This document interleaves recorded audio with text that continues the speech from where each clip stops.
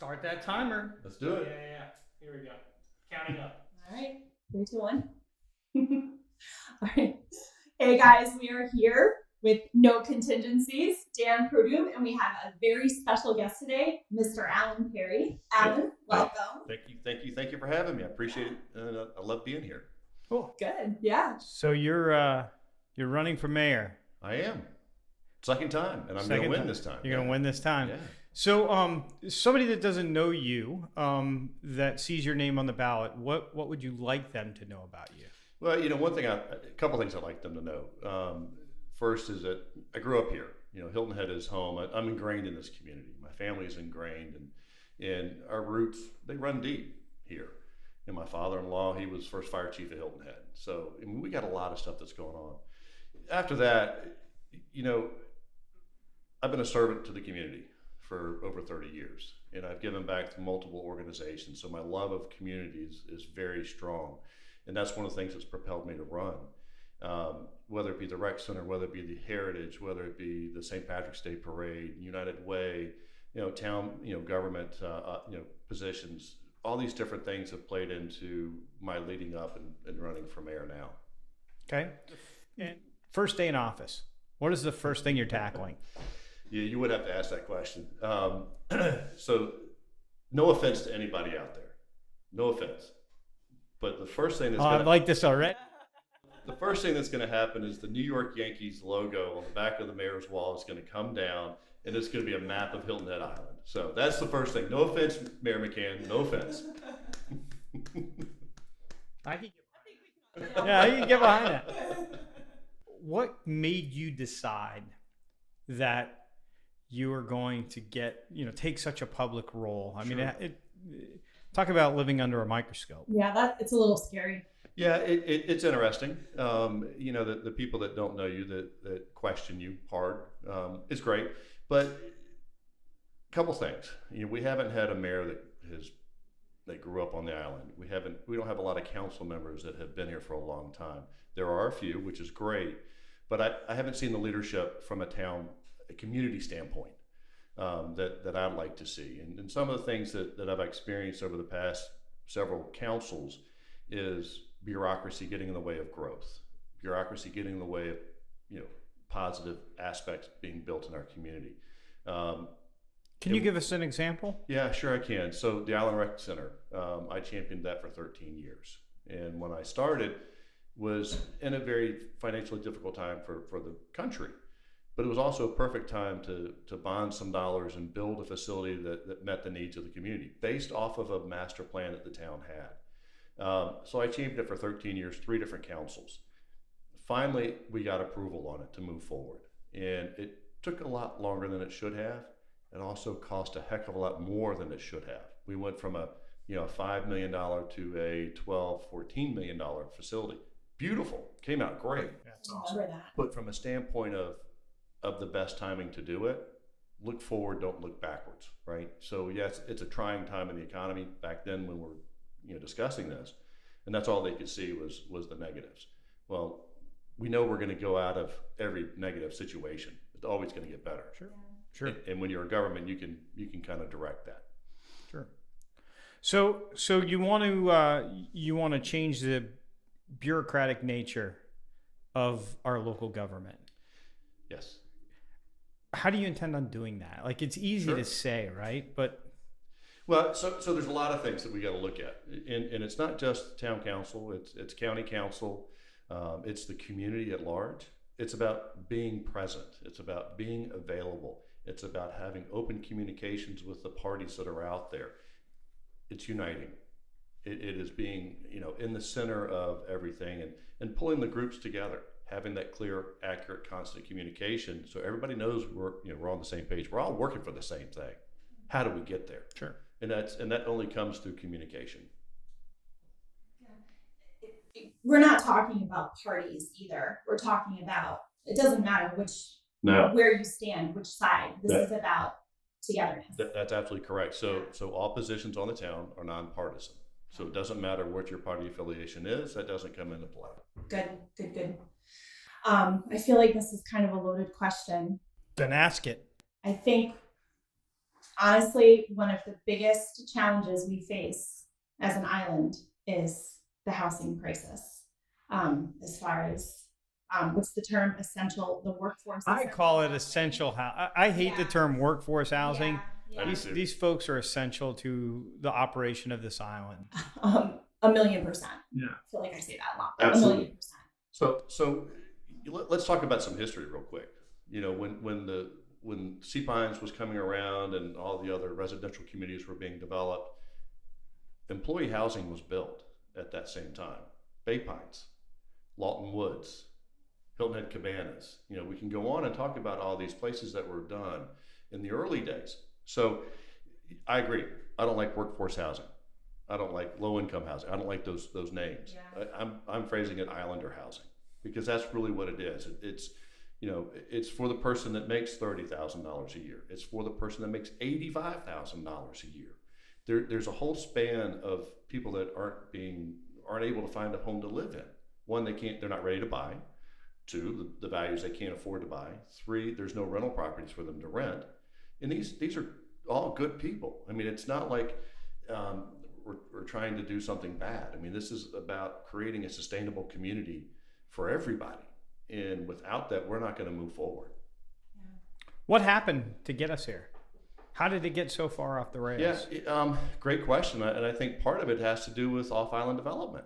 You know, some of those employees, you know, going out there, some of those workers saying, you know what, I don't have to come to Hilton Head anymore. I'm going to head out there. Of course, we've had great growth in vacation, you know, and has that taken away from some of those properties? Absolutely. Has the drive to be here more come around? I mean, have some of those second homes and investment properties become primary properties? You know, that's something that's not being discussed. So, but yeah, that's exactly what's happened, is that those people that bought properties and said, you know what, I'll move down in 5 years. Well, guess what? They're here. You know, this is now home. So just by natural progression, those units have come off the market. What's the answer? What's the answer? It's got to be a public-private partnership. It is the town setting the stage, which they're working on right now, and hopefully there's going to be some great direction by November 1st so that we can take it forward. But, you know, the North Point tract, which they're looking at on the north end to do a development, that's going to be one step. But we've got to be ready to go to the next steps. We have to have land identified if we are going to, you know, donate that land to the cause or partner the land to the cause, or if we're going to partner in infrastructure. We've got to have this stuff in line and set up. Then the question comes around, how do we fund it? You don't like to pay more taxes, but you know the town has the ability to raise the millage rate by one. 1 mil equates to about $37 on average per household per year. What that does is equates to $1 million a year for the town to put into a housing bucket, and then bond it out. It's a $20 to $25 million value. So there are things that can be done. And we've got to look creatively at these things and make certain that it's the right thing, and it's not overburdensome to the town. Because you know we're as a limited services, we've got to make certain we have those right partners in place that offer the services that meet our needs with excellence. It seems like the larger island employers, people that employ the most people on the island, would be willing to put. I mean, it didn't Sea Pines buy a tract of land down here on the south end of the island where there was a dry cleaner, Right. Yeah. And they're developing that, right, for workforce housing, Yeah, is what I understand. They've developed it. It's up and running, and they've got. I'm not sure what the number of employees they have in there, but it works. Yeah, and they're right there, and I there's other things on the table. You know, there's some private developers that are coming in and looking at things, and one of them has made a presentation to the Planning Commission, and they'll be coming back again, and that's on Office Park Road. What's great about that location is that you've got the trolley there. You've got a trolley stop. So as the employees are there, they don't have to necessarily be driving. They can jump on a trolley, get to their place of employment if they don't need their car. So there's options. There's things out there to consider and to make certain that they're in the right places. Not every place deserves or needs this, or it's not the right location. But where it fits, where there's hubs of whether it be medical, whether it be hospitality, or large employee base, that's where we need to look to place these types of projects. So when we asked you about how we got here, one of the things that you brought up was the options now that are available on the mainland. 30 years ago, there wasn't a whole lot going on out in Bluffton. Right. It was known best for a speed trap back at the time, right? 1 mile. Yeah. And so now there's lots of good options for both employment and for housing out there. And quite frankly, it's fairly difficult most mornings to get onto the island because of the bridge. Yes. So I want to talk to you about the bridge. Okay. Right now, it seems the county and the town is a bit of a stalemate, waiting to see who's going to blink. Do you think that we're going to see some momentum before November 8th on that? I think we will. I think that Senator Tom Davis has done a great job in bringing the two parties together, the two groups together. The county has a responsibility to do the bridge. The town has the responsibility to do the corridor. What is at question is the municipality consent on that corridor aspect. So as I understand it right now, the county wants to move forward with putting the pieces in place to do the bridge. And the town wants to do an end-to-end study to determine exactly what it is that's needed. That really runs through the corridor to the bridge. Some of the wording in there that they have in the MOU, Memorandum of Understanding, doesn't quite address each other's concerns wholeheartedly. It's really close. And as two different governments are coming together for a satisfaction of a community, I think they'll get there, and I think it'll be moved forward. One of the main sticking points is 1 6-lane bridge versus 2 3-lane bridges. Is that correct? That's correct. County wants 1 6-lane bridge. Yes. The town wants 2 3-lane. Yeah, and Why? Why? So the county wants a 1 lane because it's less expensive. And actually, as I found out recently, it's less intrusive on the environment and to some neighboring areas. So Mariners Cove, it's less intrusive to them, and Blue Heron Point, it's less intrusive to them. The 2-lane bridges is more aesthetic. Personally, if we had our choice, I would go with a 2-lane bridge. I think it would look better, but I don't think it's the right answer. Okay. What do you have any idea what the difference in cost is? I think it's about $50 million. Wow. So it's substantial. Yeah, it's significant. And keep in mind that, and this has been discussed several times, since the bridge goes over the intercoastal waterway, the county and the feds have control over it, not the town. So the town wants a say, but really when it comes down to it, they have an opinion, but they're not the decision maker here. Absolutely not. They're not. But the county is gracious enough to include the town in the discussion and allow the town's partners, MKSK, to provide questions, ideas, solutions, and they've taken those to heart and incorporated that into the program, into the product. If flash forward and you're the mayor right now under these circumstances, right, what would you do differently? I'm going to go back to what I said earlier. Clear and concise communication. I think people have taken things for face value and expected it to move forward. There have not been the questions that needed to be asked early on. This end-to-end study that was discussed for a long time had been put on the back burner. Well, yes, it's expensive, but it also gives us more knowledge about traffic on Hilton Head and how it should flow or could flow, not only from the Seapine Circle, but all the way out to 95. So it incorporates the bridge, but there's more to it than just the bridge. So had they done that earlier, I think we'd have been further along. How much of the issues with the bridge is just about convenience, and how much in your mind does it have to do with safety as well? Well, so the bridges, in my opinion, were never built to meet the needs and the standards of our community. You look at it, and there's no real emergency lanes.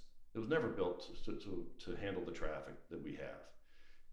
Obviously, it doesn't meet the earthquake standards, and the one bridge is falling down. I mean, it's got some issues to it. It's got maybe 7-8 years left, but we have to meet the needs of the community, and we know that traffic is not going to slow down coming onto Hilton Head. No matter what we do with rentals or anything, it's not going to slow down. There's so much growth that's happening off island that the desire to come here for a day, the day trippers, the beachgoers, the lookers, they're going to come here no matter what. So then the question comes around about parking. So then I have to wonder, why wouldn't growth be considered as a factor, like say 15 or 20 years ago? Like, why not overdo it, you know, versus underdo it? You know, I mean, I know you can't tell the future, but certainly there's some kind of projection that says, okay, you know, there's an influx of this many this year, and which means that there'll probably be this many next year. You know what I mean? Like, Yeah, and that's when you start dealing with the South Carolina Department of Transportation. Okay, and they built that bridge. It's not a town property. It doesn't even touch town property. So we don't have control over that, and that makes it very difficult. That's where the county steps in, and then the state steps in. One of my suggestions was build a 6-lane bridge, whether it be 2 and 3, but 2 threes or just one bridge. But if it was one, just have a middle lane or 2 lanes open. Don't utilize them yet. yeah. Right? See what we have to have. But I found out that for some federal regulation, you can't do that.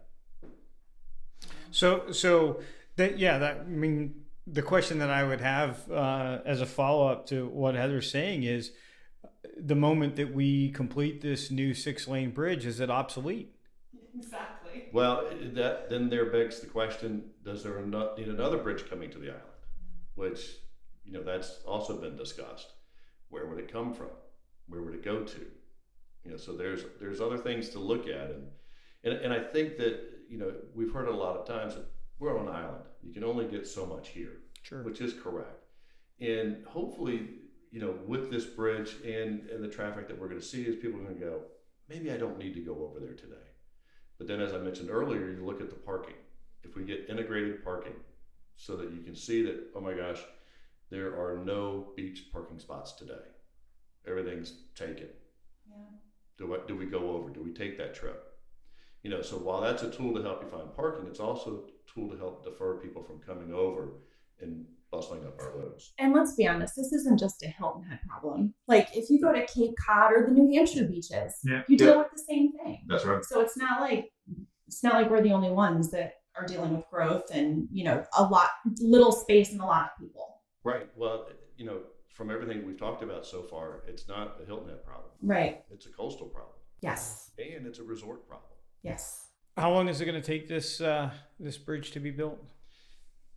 They have to start building in 2024 and finish by 2028.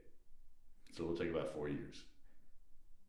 As somebody that lives on the other side of the bridge and has to travel across the bridge every single day, twice a day, how are we going to mitigate, you know, the impacts of that? Yeah, so the good news is it's going to be built to the side of the bridge, the new bridges. So that's one positive. But then as we start having all the, you know, the beams and everything else coming in, are they going to bring them in at night? Don't know yet. We don't have that directive. And it's going to take, I'd love to see everything come in by barge. I think that'd be That would be great. Yeah. You know, but obviously as they start tying into the roads, that's going to create another issue, because we know that that'll take them 6 months to a year to do that. So there's going to be headaches, without a doubt. For sure. 4 years of headaches. Hopefully one. I'm not guaranteeing that. Yeah, you heard it here. So this is primarily a real estate show. So I want to shift into a couple topics that have impacted real estate recently. And one is, you know, the new ordinance around short-term rentals and requirements that property owners register their property. Right. What's your thoughts on that? Sure. So it's been unregulated for a long time. We've had exponential growth over the past 2-3 years. Having something in place, an ordinance in place, I think is good. And having somebody to enforce the ordinances is even better, which we now have through Bob Bromwich. You know, it's phase 1 of the ordinance. They're talking about phase 2 already. What I would like to see is that we get through phase 1, we get through a year of it. We understand exactly where we are. We analyze the numbers. We make certain we're not still on that same path that we were after COVID. We got to make certain that we're not going to be exponentially higher because everybody's working remote and the kids are out of school and they're doing remote online learning. So where are we now? Where are we going to be next year? And that's what we have to understand, because we don't need to put something in force now that may not be needed. So I'm of the opinion of let's just hold off and see where we are. Let's understand that first and then analyze and go from there. In your opinion, what was the problem we were trying to address? Accountability? Um, I think that one there was a question that was put out there: how many short-term rentals do we have? Nobody could answer that question. How many bedrooms are there? You can answer that from a hotel standpoint, but you can't answer it from a Airbnb, VRBO, private rental company. So it's all about the town understanding what's out there, how it affects our community, and what do we do about it, if anything. Why did they think that it affected the community negatively? Because when I think of short-term rentals, I think of people coming here to vacation and spending a lot of money. Sure, absolutely. Basically, traffic and getting into restaurants. All comes down to traffic. A lot of it's traffic and just the restaurants were busy. Yeah. Everybody was making money. We were open. Yeah. So we had a lot of people. Do we know the results of the pandemic on the conversion of short-term rentals into second home? It seems from just an observer in the real estate market that there has been quite a few short-term rentals that have been converted into primary residence. Absolutely, and within my line of work, I've seen a lot of folks that have purchased a second home or investment property, and they've then made it their primary home. So yeah, it's where people want to live. Yeah, it's where they want to retire to. Is the recognition of that influencing your opinion that we need to tap the brakes and not enter into a phase 2 of this ordinance? Maybe it's got to be it has to be part of the equation. Absolutely, because what we don't know is what we don't know, and putting these programs into place to count and understand, that tells us. Now, the other question is, are the units that are being taken off the short-term or long-term rental market, are those the same units that would have been housing some workforce or employees or islander housing? That's another question that needs to be looked at and understood.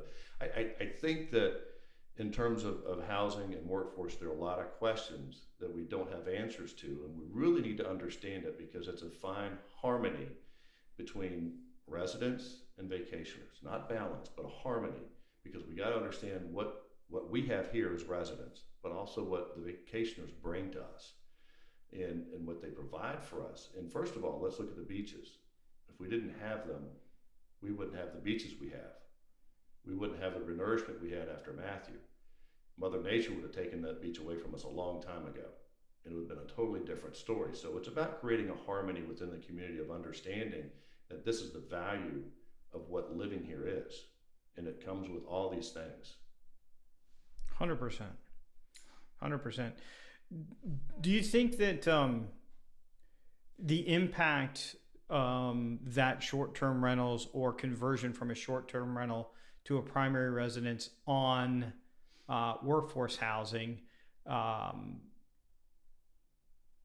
do you think that's a real impact? Do you think that it's just a byproduct of the fact that during the pandemic prices went up 50%, and it just priced people out? Like, you can't blame a homeowner for as much as the sale of the Chimney Cove property when that was being contemplated, as much as that was a horrible situation for the people that live there. I don't think we should ever be in the business of telling a property owner what's the highest and best use for their investment. I agree. And so there's a real balance there. And as property values on the island go up without some sort of a financial intervention, there's no real solution. They're going to continue to look elsewhere just purely based on affordability. That's right. So yeah, not only did prices go up here, but they went up across the country. Sure. Right. So affordability went down. Yes. Across the country. So what do we do? Do we create islander housing? Do we partner with islander housing off island? Do we have a better transportation system for workers that want to work on Hilton Head but live off the island? These are questions we have to answer. But also, let's take a look at what kind of workforce can we have And when I say that, I'm talking about higher end. You know, can we go after some of the high tech companies to come in? Can we go after some medical capacity because we're lacking there? You know, there are other options to look at to fulfill the community, and that's what I think we need to do. Can I ask a question that's off the notes? Sure.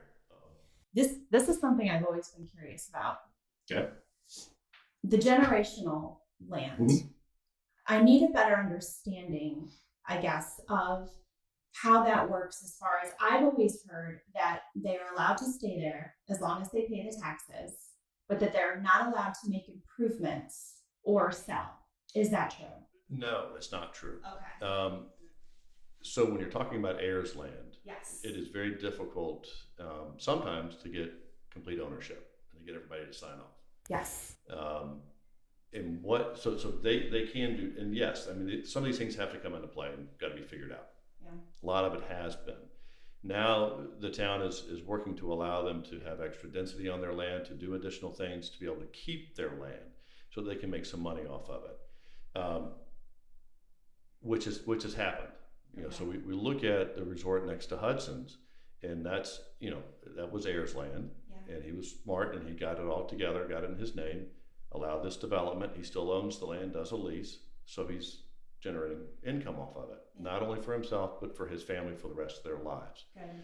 So there are opportunities out there, and it's very important that we understand the value historically of the Gullah community to what we have and what we are. Not only the Gullah community, Mitchellville and St. Helen over in Beaufort. I mean, all these things are so important to the history of the Low Country that we really haven't explored to the degree that we should.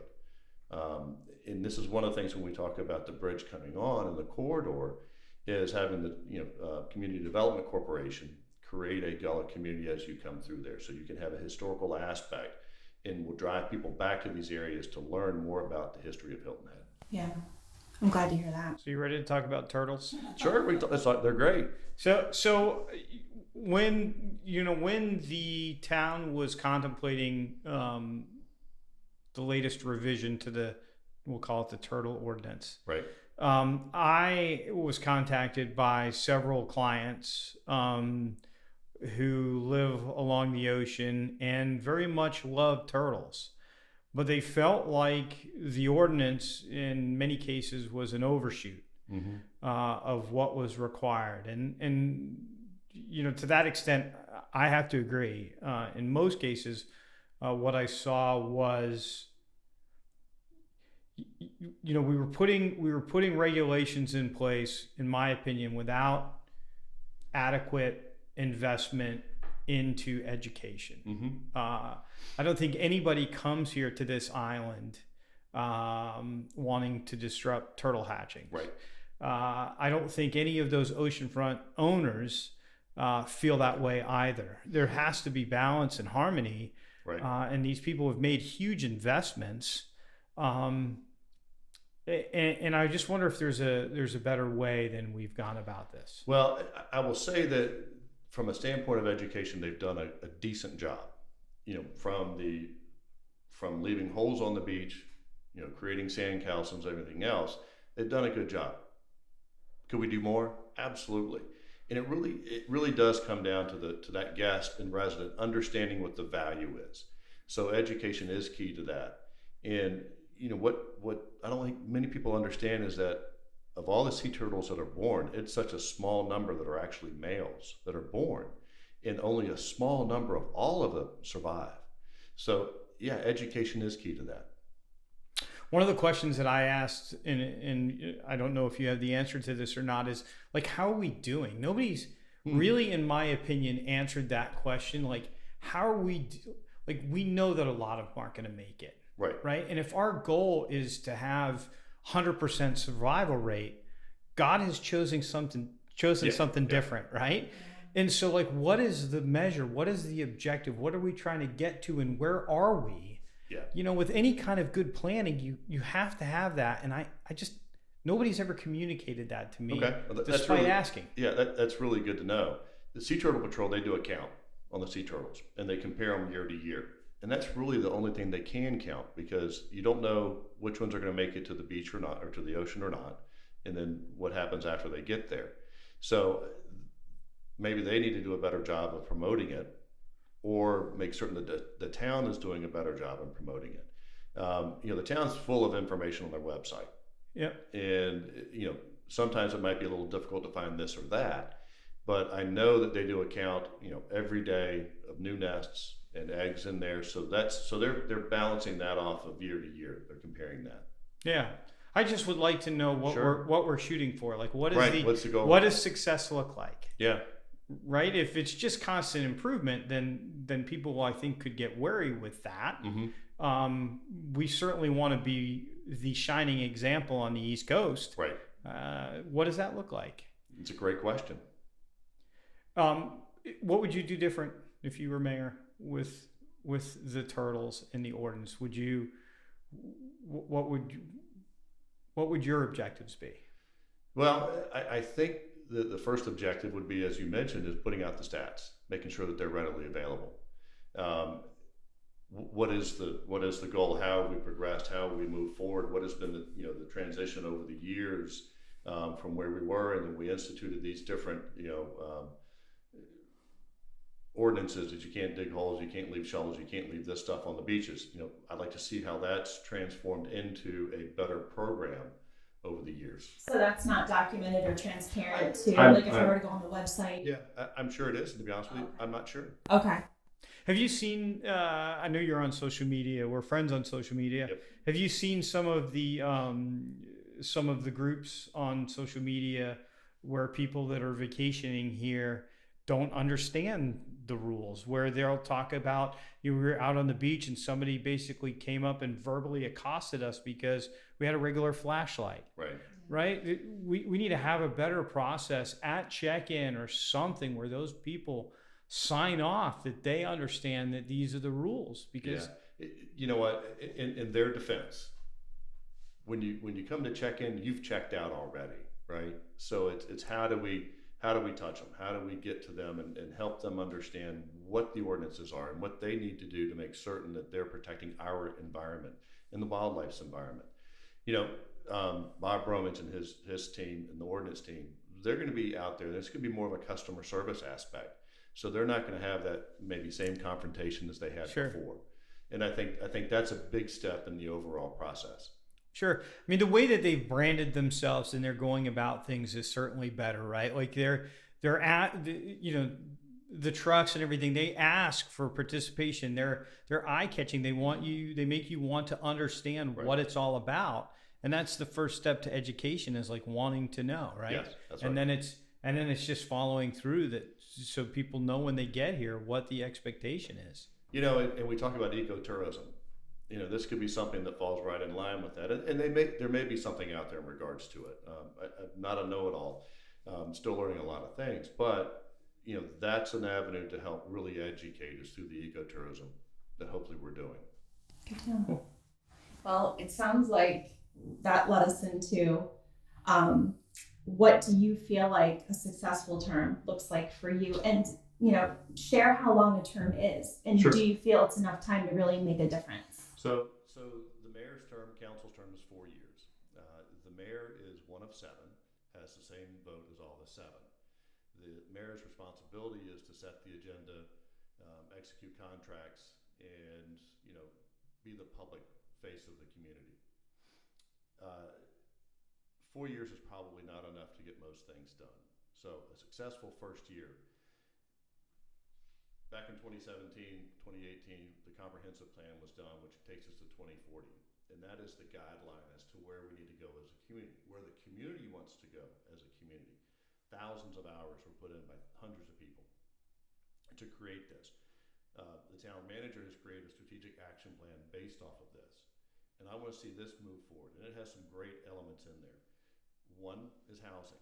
So really the first thing, it will be a continuation of current council and the current mayor, is the North Point tract. I'm going to see that up and running by really 3 years. Where is that, Alan, specifically? The post office on the north end, if you're facing it from 278 on the left-hand side. Okay. Right, and hopefully there's about 13 acres, I think 9 usable acres. But that's really step one. There's some redevelopment of some parks which are already in process. And I'm not looking to go in and change everything, but I'm looking to execute what's in the pipeline to get done. Money's been set aside for these projects. We've got to make certain that staff is there to handle these projects. We got to make certain we don't overburden staff with projects, okay? So once we get through some of this stuff, and as I've been saying to some other groups, we're going to do the pretty stuff, but we also have to address some of the ugly stuff, and that is infrastructure. You know, we've got a infrastructure that's roughly 60 years old. So as we've just experienced with Ian coming through, you know, had it hit us, maybe the storm drainage would not work properly. Maybe not. Would have worked well. They've done a great job of rehabbing some things, but it needs to be redone overall. That's a big cost to our community. And it's, you know, I tell people there's two reasons we're here. One is the environment. It's so beautiful. I mean, it's what has drawn everybody here. Two is the infrastructure that keeps us here, right? And without that, it's a different story. Well, thank you for stopping in. Thanks for answering some of these questions. If somebody wants to support you, yeah, how could they go about doing that? Yeah, sure. So I've got a website, mayorperry.com. Okay. www.mayorperry.com. I've got a Facebook page, Alan Perry for Mayor of Hilton Head Island. My email is ap4mayor@gmail.com. Okay. Well, thanks a lot for coming in. Hey, thanks for having me. I appreciate it. Right. Great to see you all. You too. Good to see you. Bye.